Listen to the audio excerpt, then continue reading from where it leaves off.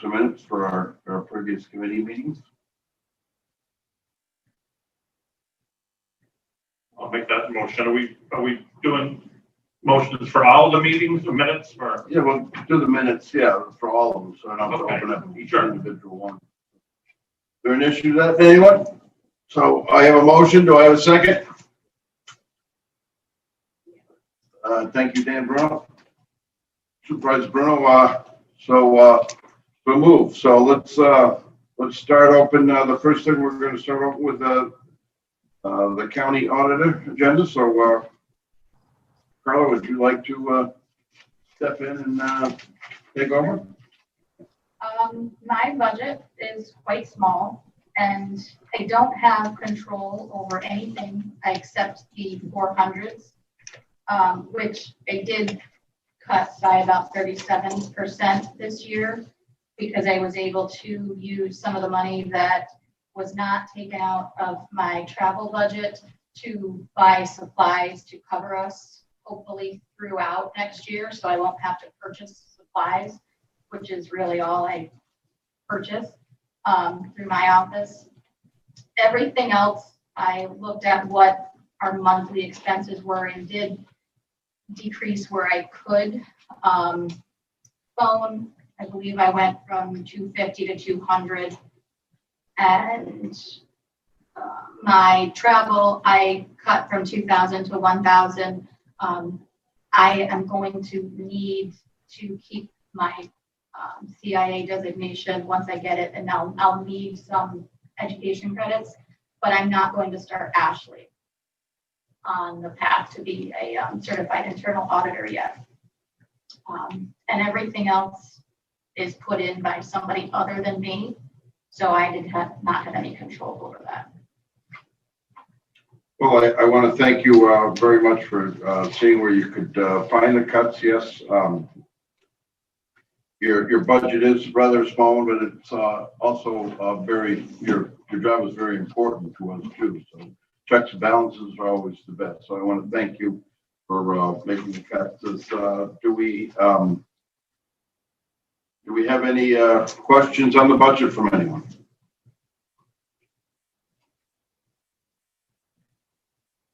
Okay, so it looks like, so I guess, do I bring this to, I don't need a resolution, it's just approved for budget, so.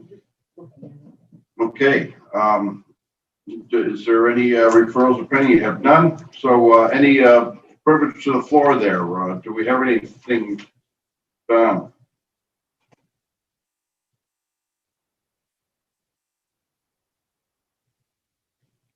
I take that as nobody's really interested in our auditor, so That's fine. thank you very much. Thank you. Carla, thank you again for doing what you can and helping us out. So. My mute was stuck. We did not have any public comment there. Thanks, Don. I wasn't sure if you were on lunch. So, No, I'm still awake over here. All right, next we're going to go to Board of Elections. There's a lot going on over there, starting off in that, so I will let Bill and Beth take it away. Thank you. Got a few things on the agenda this morning. One of the first things that we talked about in the budget was a correction on a salary for our Democratic deputy commissioner. I don't know that we have to bring that up in here. Budget officer, that'll be taken care of. Okay. All right. I guess we can skip right through that. Overall, our budget reduced down to about $43,000, a little over $43,000 we reduced it. 5,000 of it coming from equipment rental, 45,000 coming from our miscellaneous account, which is where our inspectors are paid out of. And then the only thing, the increase that we have right now is the $10,000, $10,920, which is contracts increases, which were done via resolutions through our committee meetings over the course of the year. That's basically the only increase we had. We did go down in our workman's comp, our retirement possibility, our hospital, our health insurance reimbursements. So we did go down a lot of them. We did get back a little over $35,000 in the, for not holding the April primary. That went back into their actuary account. So, other than that, that's basically what our budget looks like right now. Any questions for Beth and I as far as what's going on with it? Our biggest fear, we'll express it to you right now, is what's going to happen in postage. We can't give you a clue. We just, our grant, our COVID CARES grant is expended. It was $86,000. We just sent a $6,000 payment for postage on the upcoming ballots, and Beth, you have the numbers on the current absentee status. I think it was 5,500. 5,500 requests for absentees in the year of 2016 in the presidential. Pull up 35. So we doubled what we did in 2016. We expect to see over 8,000 absentee ballot requests. So as far as postage, we're giving you an estimate. We haven't increased it. We've done the best with what we can do, but we got our fingers crossed that we don't see more executive orders as far as absentee ballots and absentee applications and stuff going out. So. Well, thank you. I think it was 60 Minutes last night. I did see a segment on the mail-in ballots across the country, and it is, they're predicting quite an increase, and I understand that. So I guess my concern is that, you kept it flat.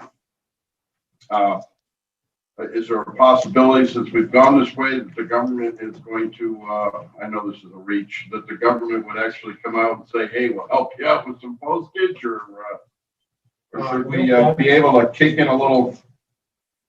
That's applied, I think. We're still working on that grant. For the new grant, we applied, didn't hear anything. We just did a survey, so hopefully we'll hear something. Yeah, it was Some basically counties have been given $30,000, so.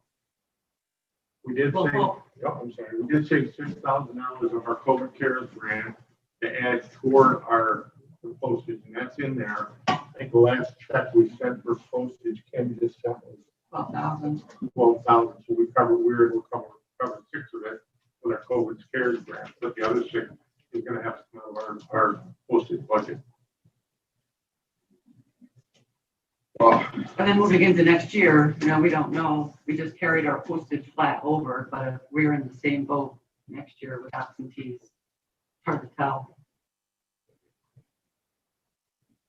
Well, I thank you, and thank you for, and keep us posted on how that goes, because we might have to do some adjustments.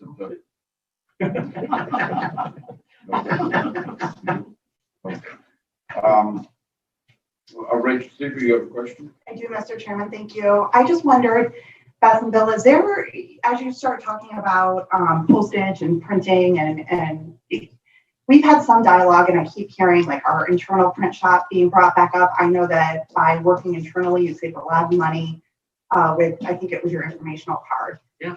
Is there, and I know I brought it up to Kevin during budget time. I mean, do you see value in, as we're talking about the print shop, I keep hearing departments say, and looking at the money that we're sending out to have printed publications. I mean, do you have other mailings, like other ways you'd save money if it was done in-house versus going out? We can pay those postage cards alone. In fact, I'll jump over and go down to that. That was going to be mentioned, but the last 2 pages on the new one that I handed out were pictures of us down in the print shop. Those cards you see in front of myself, Jeremy, and Connie are the print cards that we did. There was over 32,000 of them that we had to do. We had costs ranging from $29,000 to $32,000 to get those mailed out. We did it just a little under $7,000. So I mean, It was a lot of time. yeah, in 3 full days, and thank God to IT. I mean, they were a huge help. The print shop, the mailroom, tourism jumped in even when the printer went down. They let us use their printer for a while. So it was an all-around county effort to get this done, and we went to a nonprofit mailing. So, I think the print shop is valuable. I mean, we could probably use it a lot more than what we are right now, but Not ours is a time, we're on the timetable. And if it can't be done in a certain amount of time, we have to go outside and get it done at a printing company. And sometimes it's part of our contract, sometimes it's above and beyond our contract. Fort Orange, a lot of our envelopes are under the contract that we have, but we went above and beyond those orders this year because of all the changes. So we are now paying for our envelopes for this election. I just go back to think, if I may. Please. I just go back to thinking about the days when we had a full functioning print shop We and used to print our absentee envelopes, the mailing ones at least. I always found it to be a quick turnaround. You had a lot more input on what could be printed and what could not. I know there's pros and cons to everything, but just for purposes of continuing to look at ways to save money in the county, that may be more of a discussion. And I would also just suggest we have that internship policy. So to the extent you need help and students need credit and everyone's really struggling to find internships now with the world being so virtual, it may be worth taking a look at that internship resolution that we passed several years ago and utilizing a 2 or 4 year student, either associate's or bachelor's student, or to help in the board of elections. Certainly they can sign confidentiality agreements, but yeah, it's free help for us. I know it's training for them, but credit, and it's been very valuable in other departments. Right now, we're moving along with our per diem workers that have got some experience in it. The way it was dropped on us. Yeah, we're so busy, it's hard to even We train just didn't somebody have the to. time to train anybody, to get anybody in there. So luckily we had some of our inspectors that had some experience at it that we were able to bring in on a per diem basis and just get them into the fold. But it's been an aggressive year by all means. But I just wanted to mention a company head that I wanted to thank, Building and Ground, both Beth and I want to thank Building and Ground and Jeremy Screams. I'm sure you just got noticed that we have to supply a drop box now at every polling location. We have 21 polling locations. We didn't know what we were going to do. Luckily, Kevin Hayjos and his crew stepped forward. They're building some real nice wooden drop boxes that people are supposed to be able to go into a polling location, stick their head in the door and drop it in a drop box so that they don't have to mingle with the people. They're putting this together, which is going to be another savings for the county because it's being done in-house. That is, departments are working fantastic together with the situation that we're in. I'm really amazed at what I see. People are working together. Well, I appreciate that. And like I've been saying, there's no I in team. And Rachel, I'd like to look into that further too. I think that the print shop does have Bill, we talked Friday. You were going to the post office to drop off, so you knew. We're looking. I don't mean to interrupt you. We're a little nervous about the new mail service the way it's going right now. We're under a strict state mandate on these ballots. There's a strict deadline when they have to get out. We've taken it upon ourselves, basically rubber band them, and one of us will run from the office down to the Queensbury post office, to get them, make sure they get out to the voters. The last thing we want to do is have them getting lost somewhere and have them find the box of the ballot in a warehouse somewhere. Not saying it's going to happen, but that's the last thing I know we don't want to hear that. So I spoke with them at December disabilities, just to be aware of what they are and how they're to be handled. If we do have, right now, Fort Orange is mailing our absentees, so bulk of them now will go right from Fort Orange Press and Albany to the Albany Post Office. But we will have ballots going out of our office. Well, I kind of touched base with Amanda because as of Friday, I did say at the Friday meeting, you wait, our packages will arrive. And of course, our packages did arrive, at my house Friday afternoon after I didn't need it. And then I noticed that the price on that, and then I also received one for the Queensbury planning, and the price was, so there's something that we're gonna, we have to move quickly and discuss. But I just want to thank you for taking that initiative, and you know how important it is to be under the mandate. I really thanks. There's no I in team, so anything you need, don't ever hesitate to ask anyone to bring in. So, Yes, you want to jump on the budget? There's no question. well, I was just going to ask, is there any questions on the budget that needs to be answered from anyone? Well, it looks like we can move on. So why don't we jump up to our proposed request there, number 8, for the lease of 25 new Dominion ICE accessible voting machines to replace the 12-year-old current machines. We don't want to send a chill down anybody's spine. This is what we built 2 years ago. The year after I came in, we put that capital reserve fund together because we knew that this was going to come about, this was going to happen. The current BMD machines, which are the accessible machines that are required one in every polling location throughout the county, whether it gets used or not, the equipment has to be there, it has to be set up, it has to be ready to go. Daryl from IT from down and Gateway was a great help to us because we had some problems with the printers on a couple of them. He said, my God, he goes, I think I'm looking at dot matrix printers. that's how old they're 12 years old. They're computers is what they are, and they're just old. So we went to work and we got talking to Dominion, and they, as you can see in that number 3, the rationale and request, you can see there's 3 different plans that we could go with. An outright purchase of 270. Well, let me back up a little bit. In our capital reserve fund right now, there's 264. 553 cents. In there right now. To do an outright purchase from Dominion for 25 machines, it would be $275,100. To do a down payment, 8-year payment system, the total would it'd be 40, I believe it was like $43,000 a year, which would total out for a total payment of $293,967. The program that Beth and I like and we've looked at and we spoke with Dominion is a 7-year program, 7-year lease program with maintenance, training, and service. And what that is basically they still own the machines. They have to come up and maintain them. They have to train us on them. They have to service them when there's a problem with them. At the end of this 7-year lease, there's an option to either buy them out or there's an option to re-up a lease for new machines. I can tell you one thing, I've enjoyed this job and I don't intend to be here in 7 years. And I don't envy the poor person coming in if they've got 7-year-old machines when they walk in here.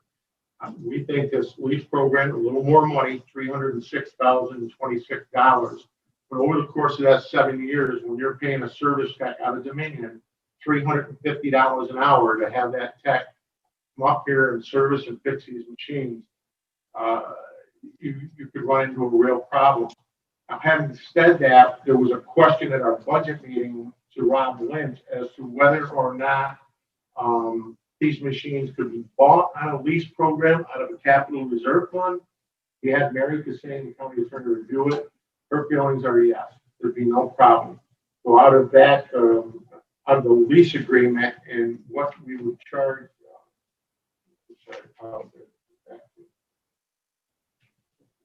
I believe our payments for 7-year annual payments on a lease program would be $43,718 with the option to extend or buy out after 7 years. Our recommendation is that we go with the lease program. Last year, in the primary, 3 of our BMDs went down. We actually had to run 2 of them over the road. One of them, we had to put our training machine back in service to be able to fulfill state requirements. There'd be one in each location. So they're going, and it's just a matter of time when they go. And we'd rather be ready to move if anything happens to them. So the money that's in the capital reserve, as the Board of Supervisors did at the end of the year, I don't think there'll be a whole lot left in anybody's budget at the end of this year. But the money that we have left over at the end of the year, what the Board of Supervisors chose to do was put that money into the capital reserve. I think it's worked out. I know the Board of Supervisors put a little extra in there last year, which was really a huge plus for us. But we'd like to move forward on this. By the time we order them, they won't be here 4 months turnaround. for 4 months from the day we order them. So the billing on this won't even start until next fiscal year. So that's The sales pitch on the machines, I guess. Well, that was a very good sales pitch there. I've heard it a couple times, and I know in prior committee meetings, we have discussed it, and I have been down to the basement to see these dot matrix systems you do have, and I did see some in parts, and so I did witness this. I'm really a firm believer in something that's not used a lot, and you can get away with it with a lease. But what really, but it is more money. But what I really liked hearing is that the support comes with it and the training, and that's something that we don't get. And really overall, the difference between basically the 294 and the 306, to me, it's quite feasible to lease, and because we have the same problem with our voting machines, even though they are not used that much, they have a tendency to need to be replaced a lot more than normal. Now, the older ones, and I'm sure we all kind of remember the old flick and pull, and they seem to be around for a coon's age, but they weren't electronic. And anything that's electronic nowadays does have a shelf life, and I'm sorry. And this is the way that everything's going to make it simpler. So,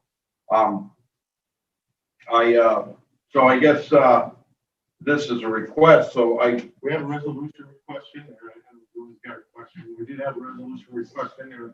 The only thing I'll ask you to take into consideration, if we do pass this today, the machines that we currently have aren't worth anything. They're garbage. I would suggest maybe that the Board of Supervisors take a look at other adjoining counties that still currently have these and are using them. They may be able to get some pieces and stuff out of them that they may prolong theirs a little bit. May not be in a situation we are to be able to have this capital reserve, but that's just something in your thoughts. all right. Well, I guess I should have asked for motion to bring this to the floor. So do I have a motion to bring this request to the floor? Supervisor Driscoll, do I have a second? And Supervisor Hogan, thank you. So let's open this up for discussion. Everybody's heard the sales pitch, and so let's give it to us. What do you think? Well, sure. Our policy prohibits a buyout when you're signing a lease. So I just want to throw that out there, that you're allowed to have the initial lease term. You can extend another 18 months beyond that, but then they would have to go back. I don't think we want to buy them out the way they're. I just want to make that very clear to everybody. And I have to agree with that. I think at the end of their 7-year usage and term, it's going to be time to replace them anyways. They're a computer. And then what happens then is they still own these machines. So the turnaround is going to say to them, okay, we want our machines replaced. Granted, there's probably going to be an increase in the price of replacing them, but they're still going to have to take these machines back on some account because they're going to be their machines. Is this on state contract? Because typically leases are not on state contract, but this very well could be. Yeah, Dominion and ES&S, and I don't think ES&S has made it to state contract, because we talked about with this committee before about looking at the ES&S machine. They're still struggling to get certification, but right now I believe Dominion is the only one that is on state contract, and they did get permission to go through with the lease. That's what we spoke to Gio about. Okay. Thank you. Thanks, Julie. Those are important questions to ask. I appreciate the input. I wanted to know if there was another bid coming my way. Yeah. Is there anybody else that has a question? Yes, Supervisor Hogan. Thank you, Mr. Just out of curiosity, what would the maintenance and training cost us if we were to buy them? Maintenance is $350 an hour. The training, we wanted to actually train techs this year. Of course, things have happened and got postponed. Anyway, to send 3 techs was $3,500 for the training. So that's each year. And the way, we've been getting new people continually, so it's nice to have that training with new people each turnover. We would prevent that training that we put in for last year that got canceled due to COVID. We asked for, I believe it was $6,000 to $3,500 for 3. We would prevent them having to do that because they would come up and train us. And also in the service and the maintenance part of it, they're their machines, so I'm sure they're gonna want to maintain those machines. It's probably gonna put, and we haven't seen the contract yet. We'll see it. It'll go on review for the county attorney. But I'm sure they're gonna want to maintain those machines so they're worth something when they get back from us. But that's all inclusive, and of the $306,000. Thank you. One of the things that I see in the value of this, especially when they crash in the middle of what we're doing, like the problem we had on election night, which had nothing to do with really the machines, but the panic and the moving and how do you get the support that you need at the hour that you need it when the emergency arises. And this is one of the things where it would be available to move forward, I believe. So I guess even though I think the difference would be a wash in the end, especially for all the aggravation that I see happens with these, or been happening since I've been here, with these voting machines and everything that we need for the mandate. So is there any other questions?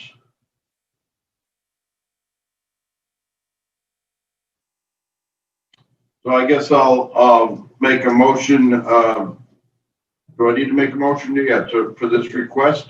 You have a motion, you can call the question. Oh, I have a motion? All right. Mr. Driscoll and Ms. Hogan. Right? You have a motion from Mr. Driscoll and a second That's from right. Ms. Hogan. Sorry, thank you. I should have wrote that down. So do I have a motion for approving this request, resolution? No, you just have to call the question. Oh. So, all in favor? Thank you. Ms. Hogan? Everyone else? Yep. Okay, and just approve? So move. Is there any opposition, Brad? Any opposition? Yeah, you want to make sure, because I didn't hear everyone approved it. Well, anybody, just any opposition?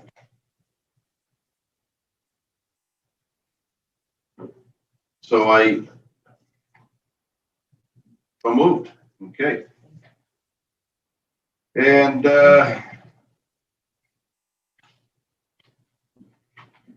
That was about it. I think that's all we have for you. I think the only other thing, Mr. Chairman, is we spoke briefly in the budget committee meeting about setting up a system to let over-the-counter voters come in and vote. We've adopted the system that they've got in motor vehicle. We've drawn up a schedule to allow 2 people at a time into our office to vote. They have to call us, set up an appointment. We have a schedule, security has a schedule, the same one, and we let each other know when we're expecting someone to come in and vote. Anyone that comes in for an over-the-counter ballot has to wear a mask, no ifs, ands, or buts. When they come into the building, they understand the building is really so closed, but because of state law, we have to give them the opportunity to come in and vote over the counter. So we set up the schedule system. There'll be no more than 2 people, and I know Ryan would probably be interested in this because we know Ryan was asking about it. There'll be no more than 2 people, 2 public in the building at any one given time. And then when they're done, we haven't seen a lot of the requests yet for that, so but just to let you know, that's where we're at with it. Well, thank you. We are coming in a crunch time. And how are we working on eventually opening up downstairs there on the first floor? That's a goal that we don't really have an option. That must be required again by state to have an early voting location. And that's It's in the after hours entrance, so you should be okay. Oh, it's worked out. I mean, that's where I vote. It works out well for me. I just want to make sure we're on that Yep. in the early Yep. voting. So. and we've got all the equipment as we've had in the past, all set to go. all protections in place to take work. All right. I appreciate it. So, yes, Peter.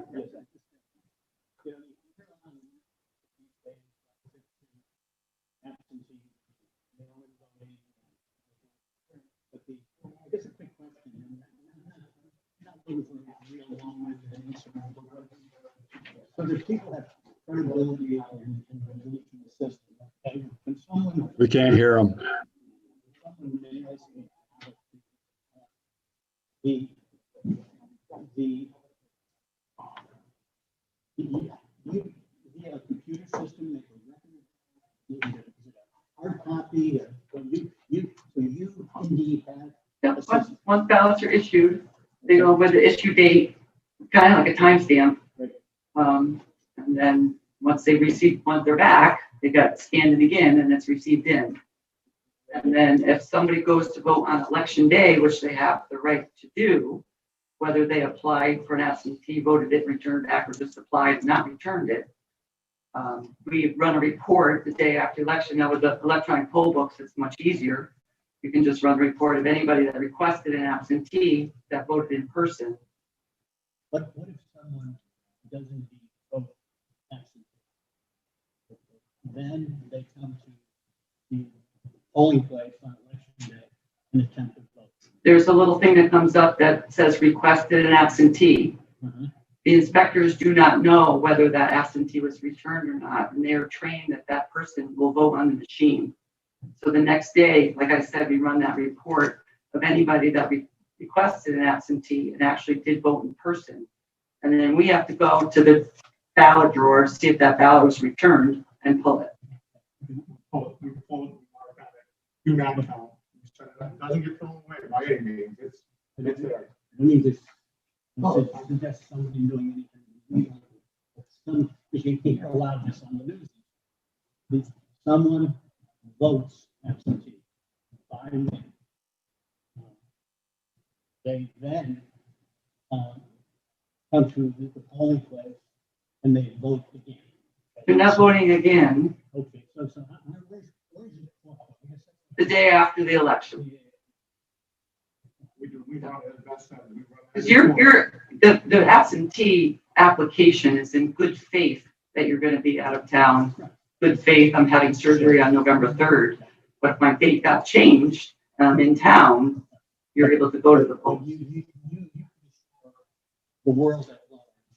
That Oh, yes, Nobody is going to vote. there's no way. You know, I learned one thing about my counterpart.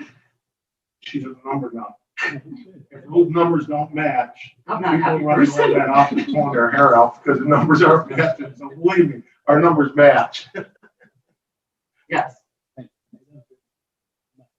Yeah, unfortunately, the media is and will be the death of us.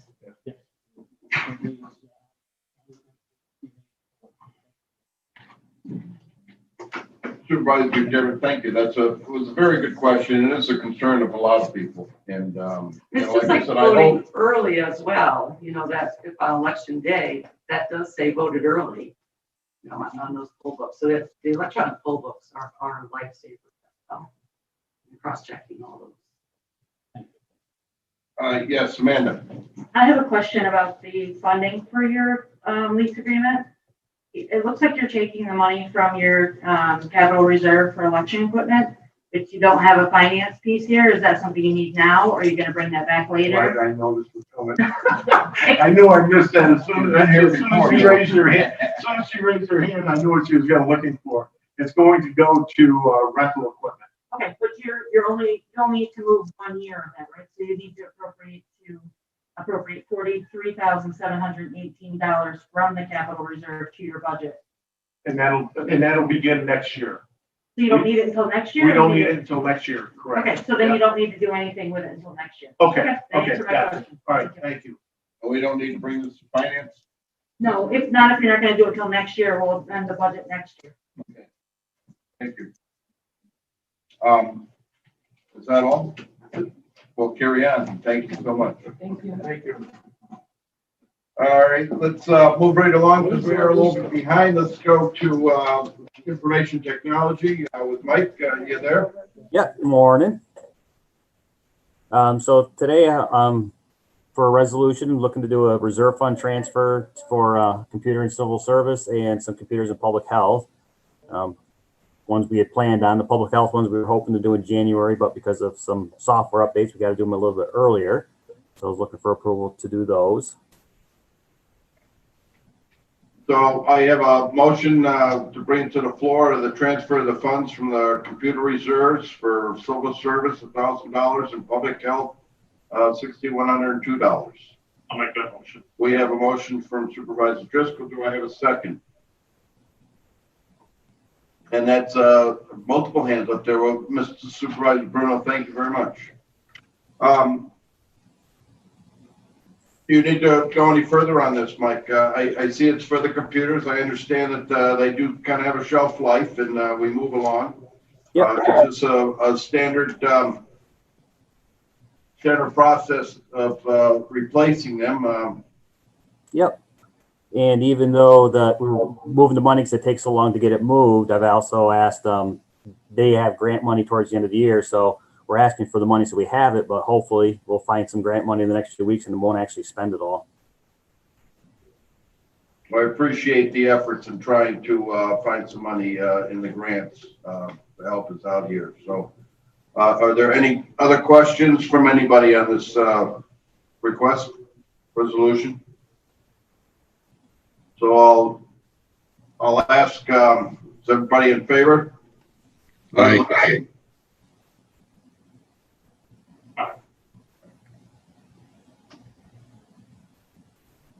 Is that a yes from everyone? Okay, any disapprove? So I say it's for moved.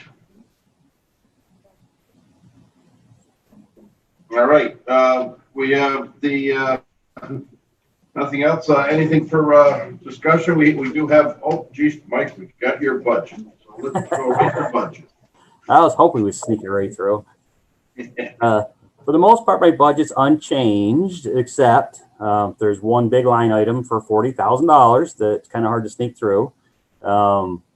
It's for software. You know, the within our file system, we have 4.3 million files on our file server, and they're just data galore. And there's software available that helps you to find what you have, what's in there, and help get rid of your stale data, your old data, and find out like information that just shouldn't be stored. It's extremely expensive. It's not a one-time cost. It's an annual cost. I've looked at it for years, but being so expensive, we just kind of shied away from it. But this year, the New York State passed the SHIELD Act, which says you have data, you'll protect your data. If you have breaches of data, you'll notify everybody, you'll tell everybody what was taken, when it was taken, who took it, all these different things. And the reality is we don't know. If data gets stolen, if there's a breach and it's done right, you'll never know. The servers have logs with 100,000 entries per day, so it's impossible for a person to even notice what's going on. And so now we're down the road looking for software. And we did a trial for the 3 months because we thought COVID was going to be a short thing, and it really kind of points out once again where our shortcomings are as far as being responsible for all this data. And now when you throw a law out there, and the law is kind of vague, done as much research as I can to understand it. It just says you'll have it, you'll protect it, you'll do all these things. It just won't say how. But this software will, make you compliant as best it can and help protect us with everything. So that's the big thing. That's the one change in my budget from the previous year is looking to do this. And like I said, it's not a one-time thing. It's a subscription every year. Thank you, Mike. Yeah, just to follow up, I remember you bringing this up, and we have talked about it. And really, what this program does, it's really a huge added protection for all the county because we have a lot of employees that are on the computer, and this kind of is a system that just kind of monitors everything, and it pulls out red flags and helps us gather our information so we can concentrate on the areas that that need attention. And it's really I feel it's a really good program. I have asked Mike to see where he can find out if there's some grants for this, you know, in the future. And also with the pandemic and that, are we able to pass any of this from our, you know, COVID this year to initiate it? So I don't know how you, if it's something that we can do, Mike, and if you have found anything that can help us out here. Yeah, so with the Board of Elections has a grant that has some leftover money that hasn't been spoken for yet. We've already gotten it approved that once we take care of all their needs, we can use the remaining balance towards this for next year. So that number's not final, but it's somewhere between $20,000 and $30,000. So, but I need to request the whole 40 to make sure we can pay the bill, but I anticipate getting at least that much. And I talked with Brian LaFleur. He was working on a grant that seemed to apply in this kind of general area. Nothing concrete, but he, you know, was putting it together to see, you know, if we could get some money towards it. So, like, I do need to budget it, but I'm trying to beat the bushes to see if we can find other monies to pay for it. Because I'd love to come back and say, yeah, we had it and didn't need to spend it, or at least not all of it. Well, thank you for all your efforts. So I guess that anybody has any questions on Mike's budget?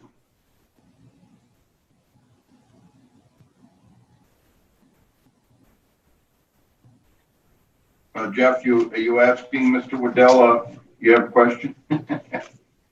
Okay, just making sure you're still with us here. So if there's no other questions on the budget, Don, is there any comments from the public? No, Chairman McGowan, not at this point, nothing on YouTube. Okay, well, I want to, is there anything, Amanda, I'm missing? Yep. And Supervisor Hogan, you haven't caught up on me yet today, so I'm doing a little bit better than normal, so that's good. All right, so let's move along. We have the purchasing agenda there, so let's start in. Well, we're going to start off, I guess, with the presentation of the 2021 Stockroom Purchasing Department budget. So, Julie, take it over. Yeah, the first two pages in the packet are the stockroom budget. The only thing in there is retiree hospitalization. And she switched to Humana, so we think that's the decrease there. The remaining pages are the purchasing budget. The slight increase in the personal services is because my purchasing assistant is union, so there's a slight increase in her salary. My contractual expenses, what I did was I looked at the last 5 years and kind of stuck with the average.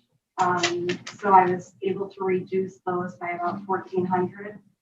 And then the employee benefits were reduced because of the insurance again.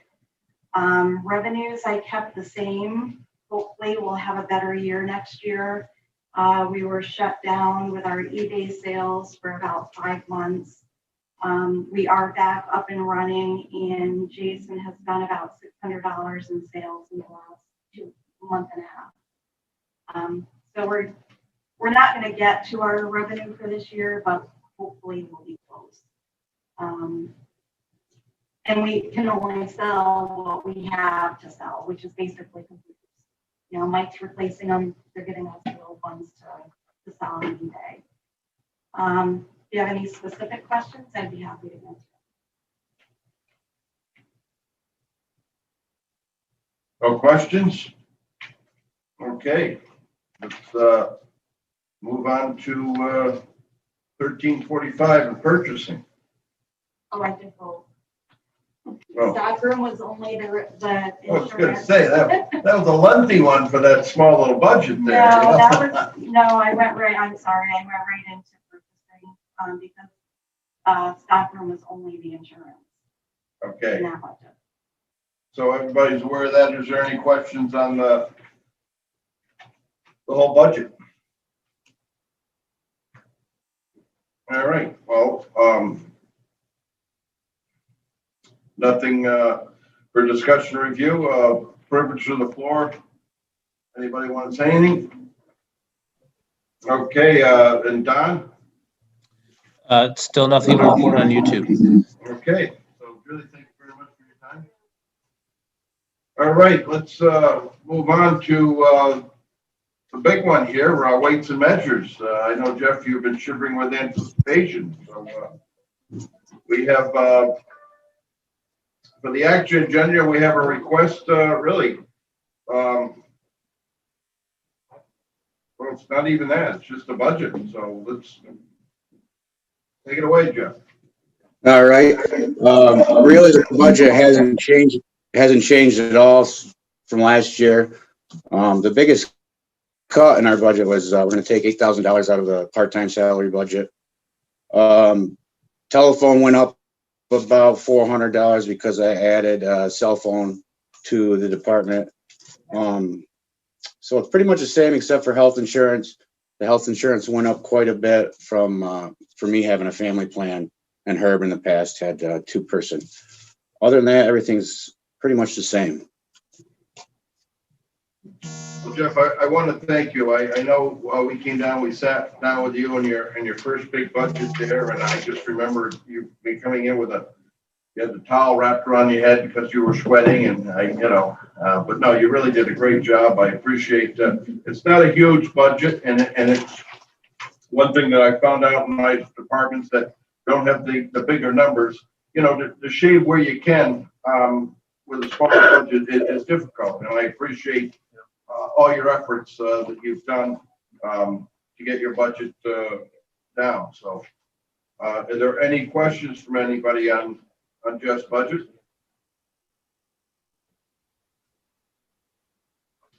All right. Public comment, Don? Nothing at this time, Supervisor McGinn. Well, thank you very much. So, Jeff, thanks for your time and all your hard work. All right, thank you guys. Good to see that trailer leveled out now out there in the parking lot. So. All right, have a good one. Thank you. All right. I guess we're going to move on to Pam for County Clerk and DMV.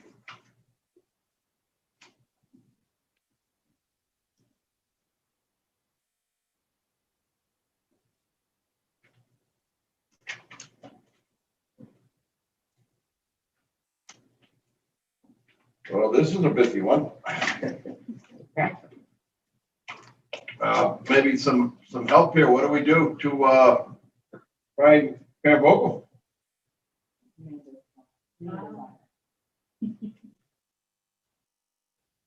Oh. Well, let's see.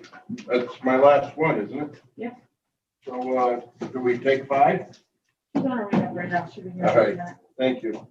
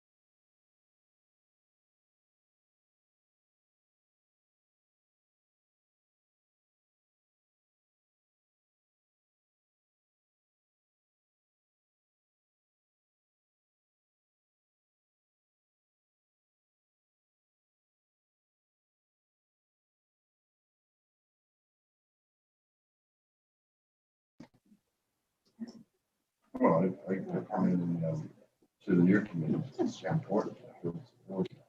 No, that's right. I'm 50, so.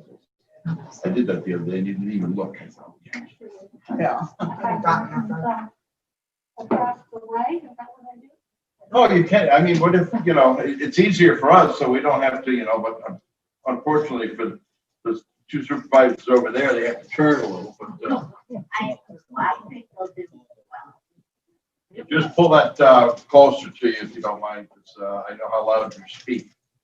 Are we ready to rock and roll? All right, so, I want to welcome, our county clerk, Pam Vocal. So we're ready, sorry for the small delay there, but, ready for the, clerk and DMV, report. So, we're going to start off with the review of our 2021 clerk's budget. So, Pam, would you like to take it away? Yes, thank you, Mr. Chairman. Okay, well, as we've had this discussion before, the county clerk's office is run by two major accounts codes, and one of them being known as county clerk and the other being known as public records. They both work together as servicing all that we do. The public records focuses more on items, expenses that might be associated with a public records room, and also the record storage center, which has had over time. What the record storage center does is it provides a central repository for all county records, regardless of department. There's no chargeback. We do all the standard records management to those, but we are the managers, the custodians of that. So that's what that particular area. So if there's something very specific to the record center, we'll usually be putting it in there rather than in the county clerk. It is a smaller one and it does not generate specifically the revenue. So, and then we have a couple other codes that we're going to talk about today. One being the records management code that we had in effect this year for 2019 and 2020. We'll not be doing in 2021. And then, of course, the smaller historians office and that code. So probably the number one question that surrounds the county clerk budget, and I see there's some folks out there too. Perhaps maybe Andrea. I don't know if there's others. Hello. Supervisor Hogan's out there, and Okay. everybody's name is up there. Okay. Very good. And Danny Bruno, as I see Dan. Okay. Well, hello to everybody. So the number one question I think that does come up, about a county clerk budget is where are the revenue and what is the revenue stream that's anticipated in each year as we plan a budget. And of course, as we go through a budget year as well. So I think if you would, that would be the area that we would first address. There are 4 codes that come under the county clerk in terms of revenue codes. Automobile use tax. And I always try to put with the revenue and the expense and the breakout of these, a comment, things that are going through my mind and things that we may have actually talked about in the budget workshop earlier in August. So, automobile use tax, it is put in effect in 2008. Good support to the county revenue stream, passed by local law here. And obviously during the time at the time when we did introduce it and the board passed it after much good thought, that has definitely had a contributing influence in Warren County. It is collected anywhere in the state. So if you registered your vehicle in Saratoga County, that $10 or $20 would come here. It gets distributed back into the original county. So, but, in looking at this, we kind of have a range of what comes in on use tax. And we have been at a low of about 33,000 a month on this to a high of 48. And that is through July, received in August. I am not, as we said in August at our budget workshop, I'm not seeing a big significant increase in that. And so I actually would like to see it very conservatively looked at, and therefore, we look at high lows and we look at averaging it out over the total year. And so that is a low figure. So right off the bat, you look at a decrease. Things could change, but at any rate, because we have so many unknowns for 2021, that's a conservative approach. The county clerk fees, they're leveling off. They're doing okay. But they're averaging, right now, we're seeing some 105,000 a month, 110,000. But over the average, it's still 89 to 90. And again, those are not particularly strong. So when I say they're not strong, it's just that I'm not seeing a big boost there. I'm not seeing anything lighting up the whatever the works there. So I think it's very possible that we could reach the budgeted amount for 2020. Our mortgage tax will definitely make up for that. So anyway, once again, conservative on that. A potential 1.1 million in there. And those are the fees that just don't go anywhere else. They stay strictly with the county. Miscellaneous fees and the retention from DMV is built into there. It comes across the hall in the form of a daily deposit into that account. But we look at the various months on it, and we're just going to be very conservative about that. Mortgage tax. Okay, so that is the one I think everybody is, beginning to pay attention to, even more so than in prior years.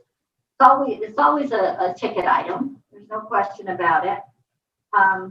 Last year we were conservative, and then at the very end, the decision was made to increase it to 1.9 million. Looked pretty uncertain in the earlier months of this year, especially even as far as June. Would we even make that? So that was pretty scary for us to think that, we might not make the 2020. However, things have changed, and we are seeing that increased activity of real property and sales and mortgages, and it is going quite strong now. So I feel very confident that the county will realize, and we will realize that 1.9 as the projected 2020. Now, so why are we a little reserved about this? Well, we're reserved about it because we really don't know what 2021 is going to bring for us. What if we do have another spike in the COVID? Will it really be a factor? How will it factor in? What about the real property inventory? People are buying. People are out there. You hear the stories. We see it in terms of the recordings that are coming in. But is that going to go? I mean, what about that inventory? Will it, dry up somewhat? Will people begin to hold back? I don't know. And then, of course, mortgage rates. That's the banking world. And so I actually was looking at this after we had our budget workshop, maybe about 2 weeks after that, getting into September. September's going to be strong in mortgage tax. We're already seeing, we've got some very strong days. $236,000 in mortgage tax in one day. Another day, 165. You know, I think September is going to be very good to Warren County as far as that goes. I think October could be good too. I think November will slide. I think it's going to hail. And then I think, you know, just like the end of the year, sometimes brings up, you know, either things have to get done. Attorneys start getting, you know, they've got to get things in and completed. And then again, just the way, you know, in anticipating a new year. So I think we're going to be good. I think we're going to be good for sure in 2020. And certainly we're hopeful. But once again, there's a reservation there that puts me back. And having actually, I started to say, you know, worked on this and began to look at it again in early September. I spoke with Rob Lynch, you know, and he goes, damn, it's a crapshoot. I go, well, I guess it is, you know. Maybe that's the way you in your roles as, you know, in the budget this year are thinking. But at any rate, you know, I took my 1.7 that we talked about at the workshop and I increased it a little bit. Again, I think for sure we're going to exceed our 2020, but I am very cautious about the other, about 2021. I don't know if anyone has any thoughts on those particular, you know, any additional thoughts or that have come in as you've been examining budgets and revenue streams. But those are the considerations of the department right now. Yeah, the only thing I'd like to bring up, excuse me, is that really, you know, after listening to you, you kind of sound like my, you know, my money market broker there that, you know, predicts where to put your money and where it's coming from and how it's going to give you returns and everything else. And I do feel, well, what we've gone through with the pandemic, your budget was a little different kind of figure out because you kind of have to understand that we had a little lull. Now it's picking up. And I really, I think you're seeing that it's, you know, it's picking up. Like in the DMV, we're pretty much shut down. But now that we got a system going, you're seeing the increased numbers more than last year. And that number difference is because of the efficiency of getting the people in and out of there, but we're still restricted. So I think what you have done here is saying I'd always rather be conservative and have more money at the end of the year than you know. You hate to come and answer us and say, oh, I'm sorry, I was a little short. You know how we take back. So I appreciate this. I think the mortgage tax, property values for resale is, I think, an increase. You know, especially you see it along the lakeside properties that have jumped so much. So this is going to help. So I think being conservative is a good approach. As long as we can, you know, cover, we'll be, you know, covering your expenses. So thank you. Thank you, Mr. Chairman. The final revenue account is actually tied to our contract that we have for the electronic document management system. So we have an outside vendor that puts that system in there, and the county clerk's office for everything from receiving straight through to purchasing online documents and everything in between. It is the recording, filing, and imaging, and all of the things that we chew down there. It is that contract. And so there's a part of it in the contract that calls for, you know, individuals being able to purchase online. And obviously that has been a big factor this year. We started building it many years ago. It's It went into, we started building our online resources around 2004. Our court even before that. When COVID hit, the court had not been out there. And there were reservations in the department about putting the court out there. However, we also came upon e-filings through the New York State court system in 2018. And then COVID and the fact that we recognized that the legal professions and that group would definitely need to see this stuff. And obviously they can't see the sealed things. That's different, but the general open civils, we opened it right around the first, second week of April and had those go up. So, so those, that ability to access that 5 million some odd pages of real property and court is important. It's particularly important now, but it is also part of our plan for general business continuity. The county has spent time and resources on developing good, sound business continuity.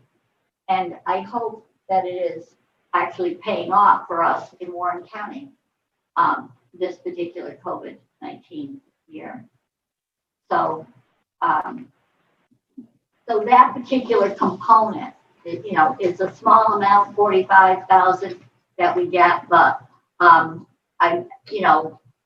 we are seeing more activity on it. We used to average about 3,800 a month. Now you're seeing 45. These are just people making copies. That's what they're doing, downloading. Sure. I'm glad that you brought that up, Pam. I wanted to ask more about this, and I assumed it created some type of a revenue stream, but it does give me pause to think that we are charging $5 for people to download documents. I understand if there's a physical, you're going and you're making a copy of something on a copier and you're expending paper and ink and time. In this circumstance, we're not expending any of those dollars. The person asking to download this document is using their own ink, their own paper, their own time. And, so have we given thought just to that charge? And I guess I saw some people are exempt from it, some aren't, but to me, I just think about how much the taxpayers already pay to have county services. And even now, it's so limited to them. While it's great that they can get online and view it, I guess I'm failing to see, I assume we're not creating revenue to create revenue and having another tax to our taxpayers, but I guess I'm just wondering what are the parameters around that? Because it seems to me excessive, but what do I know? Well, we have to ask this good question. So, so the fees we looked at, first of all, anyone that goes online is also searching and viewing for free, as if they were in the public records room. In the public records room, 65 cents per page. If you mail in a request, somewhere in CPLR, they came up with $1.30 per page. If you wrote a request for a deed in, $1.30 per page. Okay. The online flat rates it. So in some cases, that $5, sure, it is a $5 document, one page. If you're in California, not such a bad deal. If it's a 30-page mortgage, then it's very much a good deal for you, even if you're down the road. You might rather do it. In fact, I had an attorney speak to me about a court document, and it was going to cost him $1,200 to obtain the copies from us. Not to mention what it would take in time and having to go to a high-speed printer. Well, he didn't like that charge, that $1.30 a page. So I said, have you thought about looking, it was an open civil, have you thought about going online for that? Because I think you're going to cut your fees and your costs. So a $40 document in that case costs them $5. So I guess it's, depending on what you look for and how you value it. That's what my specific question is, what are we charging for? I understand if the mail-in or the physical copying, but that would be like us charging for somebody to go out of a Warren County Board of Supervisors site and downloading minutes. I just don't, I guess I don't understand. The vendor provides the support. The vendor provides the safeguard to the system. He's watching that system all the time to know if somebody is trying to get in there and pull an excessive amount of information. For the work that we did, to put that on record, I mean, it's, I see it as, a reasonable fee for the ability to obtain that document if you're not able to come here. We can talk about this more later. It doesn't have to be here. I guess the taxpayers have already paid for that vendor to be able to do those things. So I'm just struggling to see when someone's accessing something online, when there's no cost to the county for them to, and like I said, they've already paid for the vendor. They're going in, and it just seems to be I'm never a big fan of high taxes or, duplicating that. Excuse me, can I interject here? I see where you're going, and that's it really, I hate to see it too, but I also know the county has laid out a lot of money and time to get all these records. The taxpayers have, and like I said, this is a service that we're offering, just like the taxpayers, pay at the gas pump and they pay at the DMV. Register the vehicles, they got to pay for the insurance, to drive on the roads. And that's a great question. Is this mandated? I'm sorry. well, no, but I'm just saying that this is a service I think that we're providing to everyone, and the amount of money that the taxpayers have put out, but also to maintain the system, like Ms. Vogel said, that to maintain. I think this is, like I said, if you're able to go from $1,200 to $500 and simply do it, and you're sitting in California, that's even a better savings. So I think it's a great savings. But I mean, I understand where you're coming from, but I think the fee is justified. The CPLR will, of course, mandate that we charge, for any document that is issued out of the clerk's office. And we're different from, obviously, FOIL, because you're not foilable in the clerk's office. It's all there for public inspection. So the CPLR does guide us in that way. Very few in the state. There are a few that started many years ago when they went to the expense of putting things online and giving that as an option. There are a few that don't charge. But for the most part, most follow this kind of model. If you're a subscriber, you get like a commercial subscriber, you get a different fee. But it is typically seen as a welcome option to phoning into the clerk's office, having the clerk mail something to them. I would agree with you. I think it's a very convenient option. I'm just more concerned about the fee. So, but thank you. I'll talk tomorrow about it. I'm glad you brought it up in your revenue. Yes. That was split out.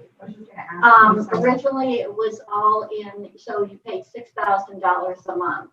And then we got, the contract says that what are we going to get? What kind of revenue are we going to get? We're not doing, physically, we're not monitoring it. I tell people if they call and they say, damn, I've had trouble getting this particular document. I can't see what they're doing, and that's okay with me. But then we will send them to IQS, and IQS will work with them. They'll get the document to them however they can, But again, in some ways for a person, a $5 document when you're in Virginia or wherever is a value. Even if locally, a 30-page mortgage at $5 will take that in a heartbeat, you know. So anyway, it is, so that was split out in when the revenue is reflected in a monthly invoice. So we have the 5967, and then we have the revenue, and that is broken out so that treasurer's office can see what that stream looks like. So that is, you know, our principal, our revenues projected for this year, about $3.3 million.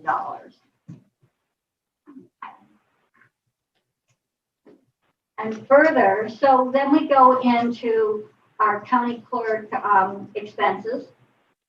Basically and briefly, you know, we've kind of taken that austerity look at our budgets for this year and our expenses.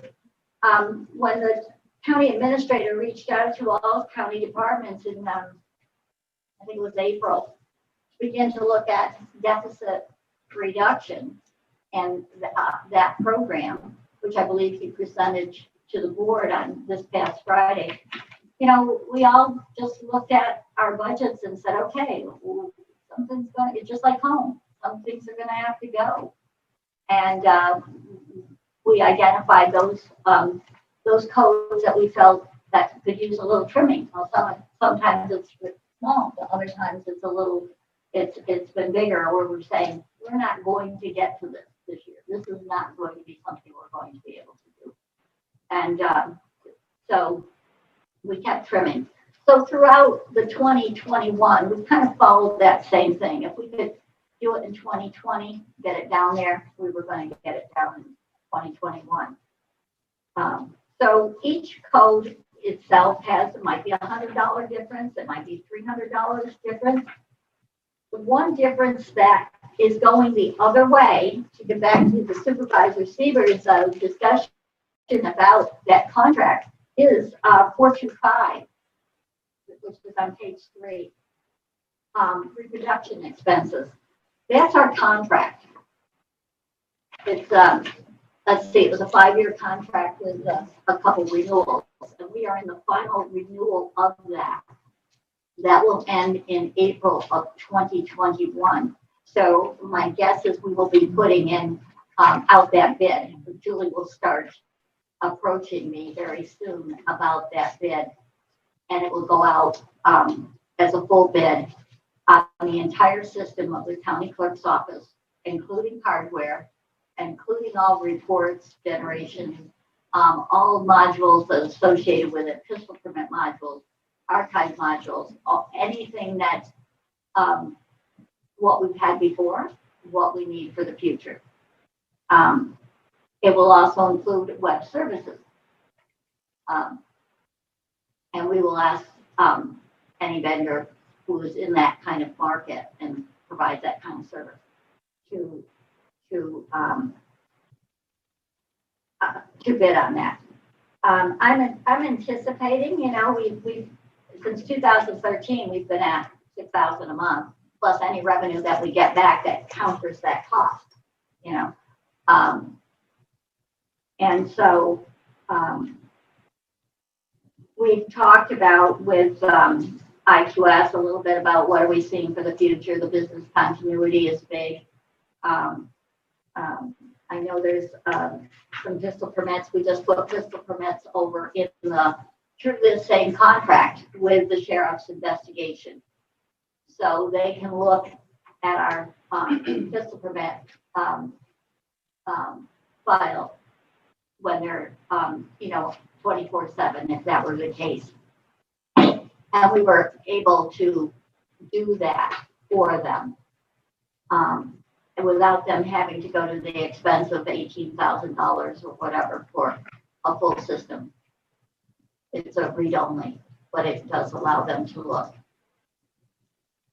And they see everything that we would see in our office. Text data, not image data. And that was not charged to them at all. But at any rate, the contract is coming up. there are some things in there that, we're just trying to see where we're going to end up. Maybe an extra, it could mean an extra $1,000 a month just from seeing some of the obvious, some of the modules that may be coming forward. So it's been, as I said, since 2013, so I would anticipate we're going to see something of an increase there. Another reason why we are as conservative as we are on anything else that we're spending money on. So, again, advertising and background checks and travel conference likewise reduced. We were actually able to get a reduction in workman's comp, so that's always good. That was close to $1,000.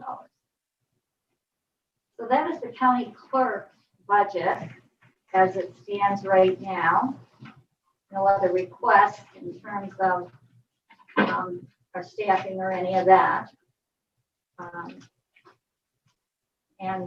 Any thoughts that you have on that? Is there any questions on the county clerk budget?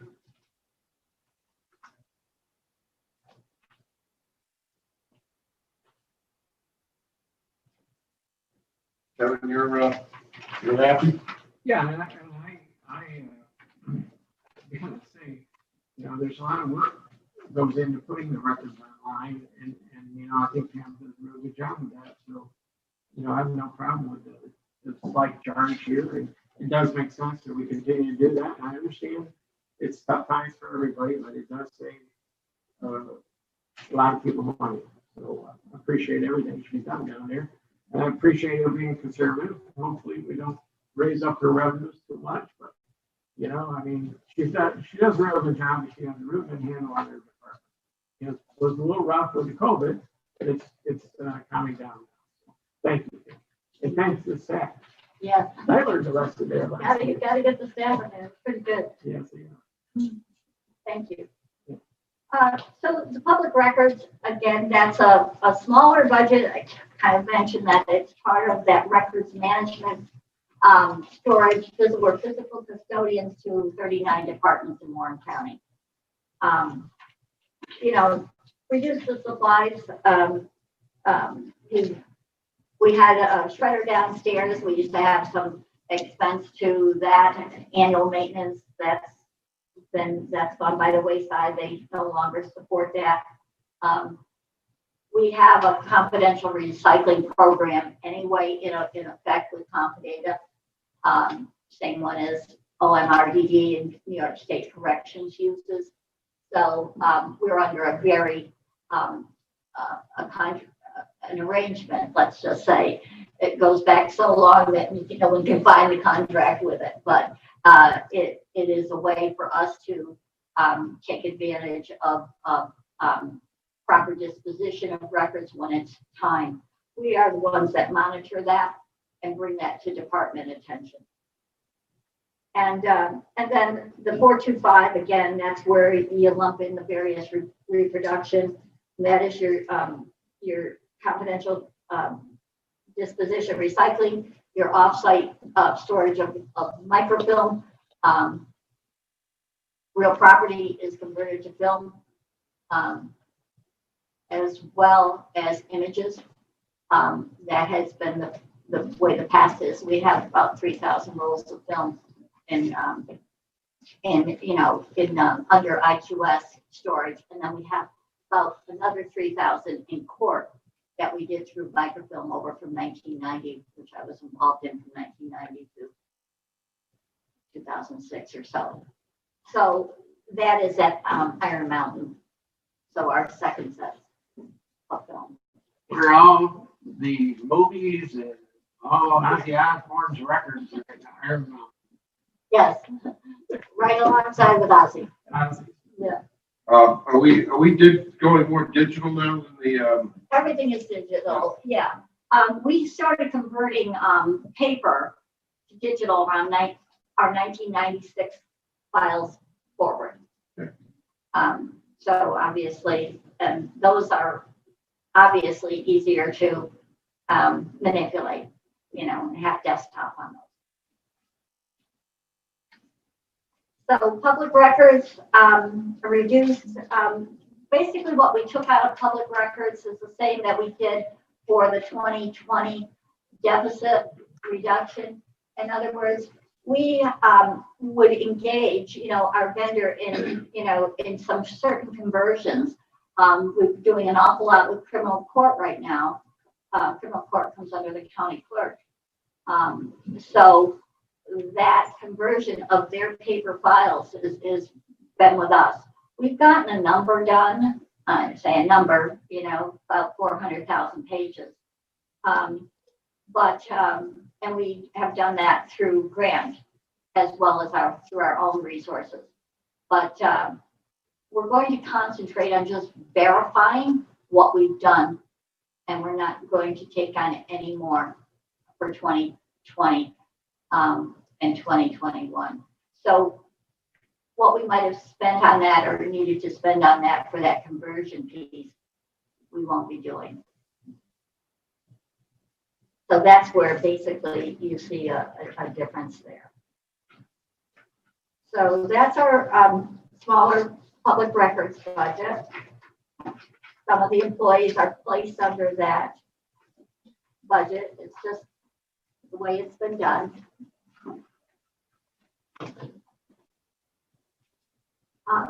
With no further questions on records, on public records, very similar to the records management grant. That's our opportunity that New York State does give us to apply for funding for a variety of things, digital conversion, even disaster planning, inactive record center. We built a lot of stuff around here with records management grants from 1990 to about 2005. We redid your record center. We created information room. We converted initially film, of course, from 1917 to 1993. Then we moved on to digital conversion. And we engaged in, we were very much a part of the State Archives program. Warren County was positively received in nearly all of our grants over that time, about $1 million. So we did, there was a time that, we just didn't, after we did a major conversion from 2007 to 2010, kind of slowed. And we went back last year, the year before, on criminal files of the county court. Those are what would be your criminal indictments. Anything in the court down there is pretty challenging in terms of the paper that you're dealing with and obviously the subject matter, but it's not a pristine file, so it's a challenge to work with. Not like these nice papers here that are so nice and clear and everything. It's different, but we have pursued, we went forward with that. So I did that grant for 2019 and it crossed over into 2020. We know that the state has reduced what they're going to send us for that, even though they gave us full funding for $74,100. We know that they have taken, are not going to send us about 20% of that. So we are containing our costs for that part of the grant. It will end, it will not go any further. Our expenses will not, will be only as what the state is actually going to send us. We have one more invoice due on that. So that project will come to an end in 2020. And I'm not anticipating and will not be writing a grant in 2021. So therefore it does have zeros. I think we're all going to have plenty to do as we look at the verifications and other things that we have on our plate down the record center. We're just not going to cut off any more than we can really physically handle. A wonderful program, though. It's certainly been an asset to Warren County to be engaged in that. but not for 2021. The last code is the historian. And they have a very small budget. But I think everybody, you know, whether it's small or large, whether you're the county sheriff or the county clerk or the historian, I think everybody can cut corners. And we ask that of this particular one. Listen, it has more paper than some of our other ones because we kind of took a little bit out of each code to make it manageable for the historian to work with. The biggest thing is Stan is excellent at what he does, and you know, he did have a travel budget. We will allow him maybe to go to a conference by driving there and back, you know, but at any rate, we've reduced that significantly or cut it in half. And so a good program, but right now, you also note that when it came to revenue on the historian several years ago, you know, we got some money from it. You know, people would make copies. They're not under CPLR, so they 25 cents a page. However, with the fact that we put so many resources out there and made it available, the research available online, we direct them to those resources. And plus with COVID, we're just not seeing, you know, if somebody comes in, they'll look at a manuscript file and they'll say, gee, I'd like to give me 10 pages of that. But they're not coming in. They're working from home in terms of family research and local history research. So, and we encourage that, especially right now. So, you know, we could say, well, maybe we'll get $15. Well, I think we might as well just put it at 0 and we'll see what happens. We're just happy that people do appreciate the resources that we've put out there, the archives that we've put out there, the real property, the public records room that's out there. And always remind them you can always search and view for free and do your research that way as well. So those are the 4 budgets that I have to present today. And thank you for listening. Thank you for your comments. Entertain any other comments, questions, or whatever. I want to thank you, Pam. I know it's, like I said, it can be a difficult budget with really so many unknowns, but I'm pleased. Does anybody have any questions for Pam? Any public comment there? No, sir. Chairman McGowan, no comments at this point. Well, Pam, I want to thank you. Thank you very much. A lot of work. I think we'll continue to monitor mortgage tax over the next month or so as you approach your budget finalization. Be happy to share that at any time. Well, thank you. We do that. I also want to thank you for the extra work we did with the DMV and the on-site scheduling. I haven't heard anything except for the inside that it's going well, but the outside is, I think, much happier of the scheduling and purpose. I mean, everybody's had to make changes in their life, and really, thank you for letting that all come together. And like I said, I think it helps you as long as our constituents out there. So we're actually expanding that out, making more available. We started rather conservatively, following the exact protocol that set more put in place, you know, but we're doing well, and we're trying to make more opportunities for the public as well.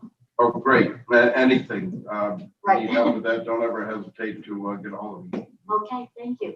Thank you all. Thank you, Pam. So that looks like, do we have any public comment on any of the thing that went on today, Don? In my department? Not for your committee at this point, no. Okay, well. Nothing personal. Any, yeah. And, any chair people, or any, supervisors have any questions? Well, then I'll look to adjourn support services. I have a motion from Supervisor Driscoll. Do I have a second? And thank you, Supervisor Bruno.